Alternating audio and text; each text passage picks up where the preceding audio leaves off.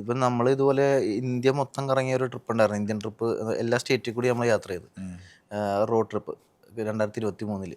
അപ്പോൾ ആ സമയത്ത് നമ്മൾ ഡിസംബറിലായിരുന്നു.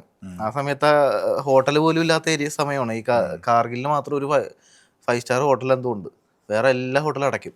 സീസണല്ല ഡിസംബറിൽ. കാരണം മറ്റേ ബാത്റൂമില്ലേ, അതിനകത്ത് വെള്ളം വരെ അവർ കോരിക്കളഞ്ഞിട്ട് അത് ക്ലോസ് ചെയ്യും. കാരണം വെള്ളം കിടന്നാൽ അത് ഐസായി പോകും.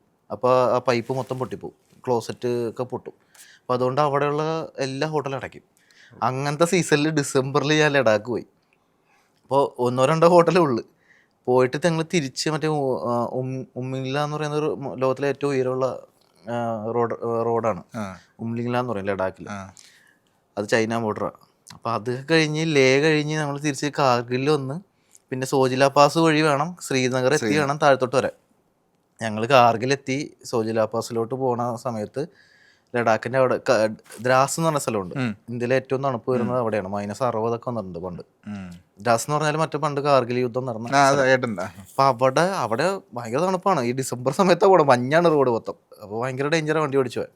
ഈ സമയത്ത് സോജില പാസിൽ സോജില പാസ് അറിയാലോ, എനിക്ക് തോന്നുന്നു ഇന്ത്യയിലെ ഏറ്റവും കൂടുതൽ ആൾ മരിക്കുന്ന സ്ഥലം കൂടിയാണ്. ഭയങ്കര ഡേഞ്ചറാണ് റോഡ്. ഇപ്പോൾ പുതിയ ടണലൊക്കെ വരുന്നുണ്ട്, അത് വന്നാൽ ഓക്കെയാണ്. പക്ഷെ ആ സമയത്ത് റോട്ടിൽ മഞ്ഞിടിഞ്ഞ് വീണിട്ട് 5 ദിവസം ഞങ്ങൾ പെട്ട്, ഞങ്ങളുടെ പ്ലാനൊക്കെ തെറ്റിയില്ല.